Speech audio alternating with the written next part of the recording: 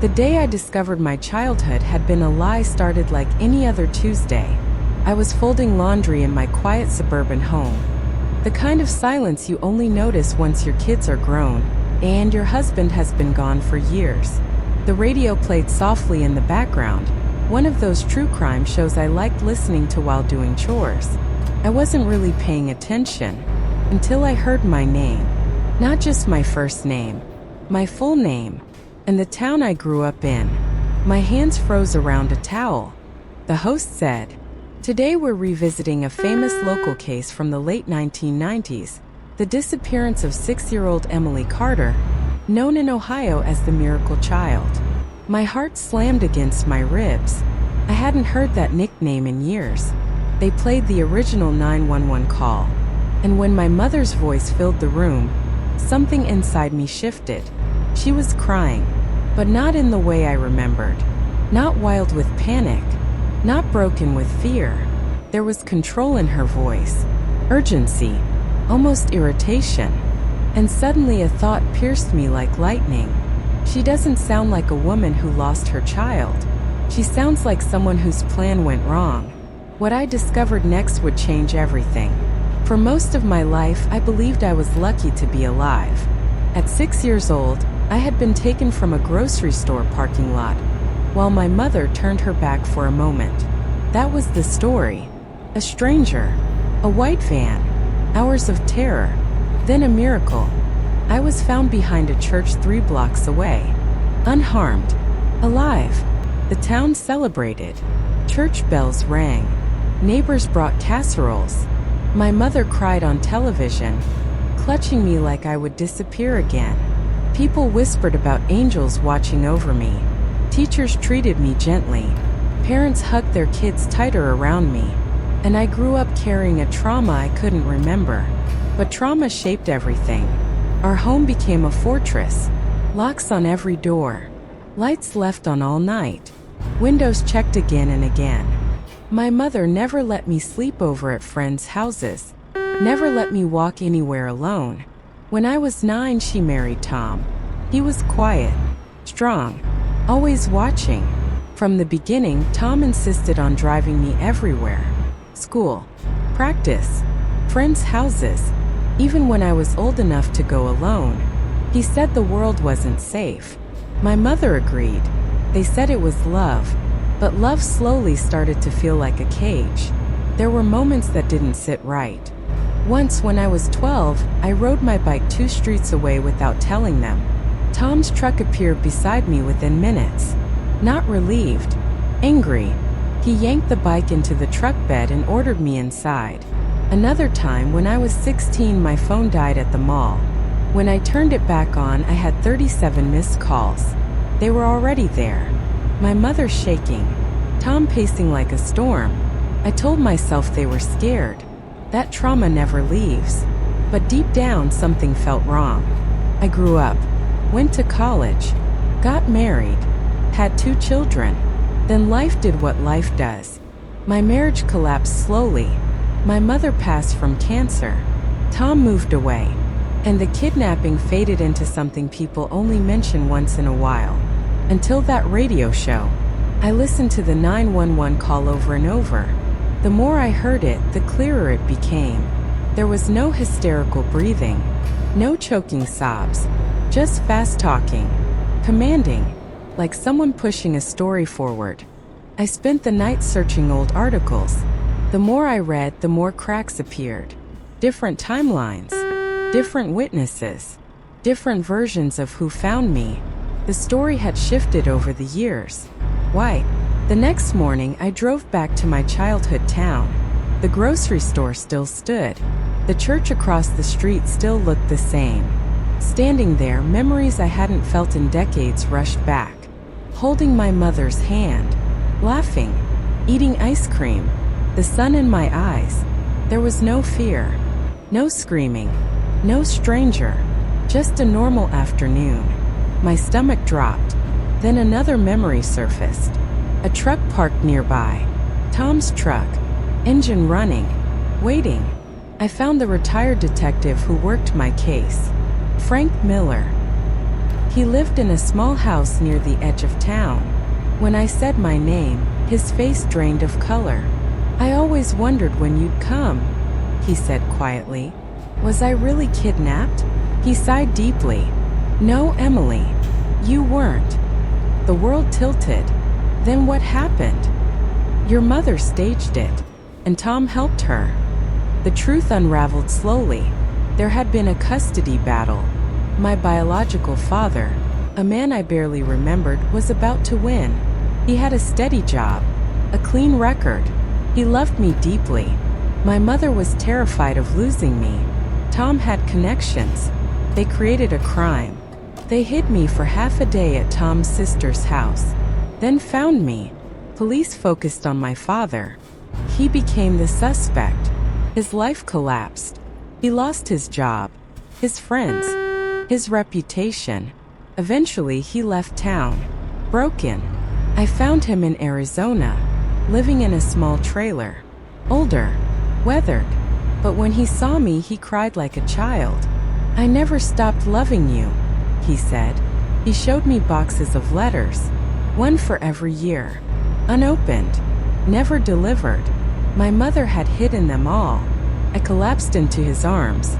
I had believed he abandoned me, but he had been erased. When I returned home, strange things started happening. Cars following me, phone calls with silence. One night I came home to find my door unlocked.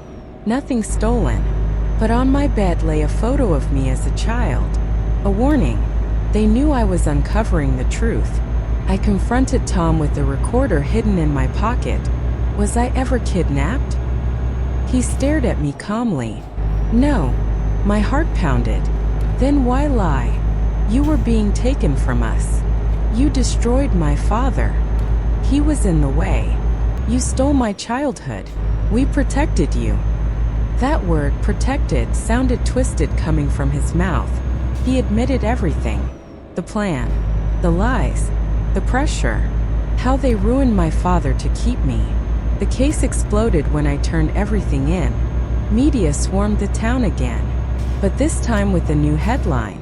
Kidnapping revealed as family hoax. Tom was arrested. Charges piled up. Conspiracy, false imprisonment, obstruction of justice. My mother's name, once celebrated, was rewritten in history. My biological father was publicly cleared. After decades, justice came, but it didn't give me back my childhood. It didn't erase the fear. It didn't heal the control. I had grown up believing the world was dangerous, when the real danger had lived in my own home. Now, years later, I sit in the quiet house again, the radio softly playing, folding laundry, thinking about how many lives are shaped by stories we never question. I still love my mother. I understand her fear, but love built on lies becomes a prison, and protection can become possession. The trial didn't start right away. It took months for investigators to rebuild a case that had been buried for decades. Every day brought new headlines.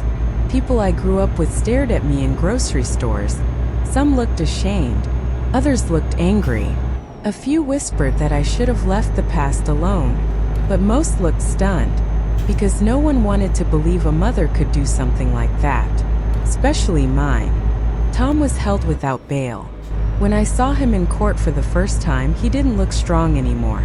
No calm, no control. Just an aging man in a wrinkled jumpsuit. He never looked at me. Not once. My mother's photo hung beside the headlines like a ghost. The woman everyone once praised now remembered as a liar. People defended her. She was scared. She was protecting her child. But protection that destroys lives isn't love. It's ownership. The prosecution laid out everything. Phone records, witnesses, old statements that never made sense. Neighbors who finally admitted they were pressured to stay quiet. A former officer who confessed that Tom had threatened his career if he kept digging. And then there was my biological father. When he took the stand, the courtroom went silent. He spoke softly, about losing his job, about being followed, about people calling him a monster, about sleeping in his car for months. about writing letters to a daughter he was told hated him. There wasn't a dry eye in the room, including mine. Then it was my turn. My legs trembled as I walked to the stand. I told them about the trauma, the control, the fear, the phone calls, the locked doors, the childhood that felt like a prison disguised as love. I told them about the memories returning, about the ice cream, about the truck, about the photo left on my bed. When I finished, the courtroom was silent. The truth had finally landed. Tom's lawyer tried to spin it. He said they were frightened parents, that the custody system had failed them, that no one had been physically harmed. But the prosecutor stood up and said something I'll never forget. Emotional kidnapping is still kidnapping, and a stolen childhood is still a stolen life. The verdict came after 2 days of deliberation. Guilty on all major charges. Tom was sentenced to decades in prison. The courtroom erupted in quiet sobs. Not cheers, not anger, just release. Justice didn't feel loud. It felt heavy. After the trial, I spent more time with my biological father than I ever had in my life. We talked about everything we'd missed. Birthdays, school plays, graduations. He kept apologizing for not being there, even though it wasn't his fault. I kept apologizing for believing he left, even though I was a child. Healing was slow, but it was real. The hardest part wasn't anger. It was grief. Grieving a childhood that never truly existed. Grieving a mother I thought I knew. Grieving the version of my life built on lies. Some nights I'd sit alone and wonder who I would have been if I'd grown up free. Less afraid, less controlled, more confident. I started therapy. So did my kids. Because trauma doesn't disappear when truth arrives. It just finally has a name. The therapist once said something that stayed with me. Your parents didn't just shape your childhood. They shaped your nervous system. And suddenly everything made sense. Why I panicked when my kids were late. Why I struggled with control. Why I feared abandonment. The lie had lived inside me. One afternoon, my father and I drove past the old grocery store. We sat in the parking lot quietly. That's where it all changed, he said. No, I replied softly. That's where it was taken. He nodded, and we both cried. Years have passed now. Tom remains in prison. My mother is gone, but the truth lives. I tell my story not for revenge, but for freedom.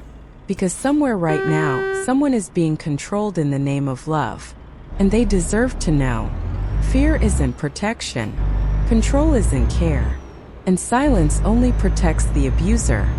Final moral turn, strong emotional close. I once believed a stranger almost stole my life. But the truth was harder. The people who claimed to love me most were the ones who took it. Not with violence. With lies. With fear. With manipulation. And it took me 30 years to get it back.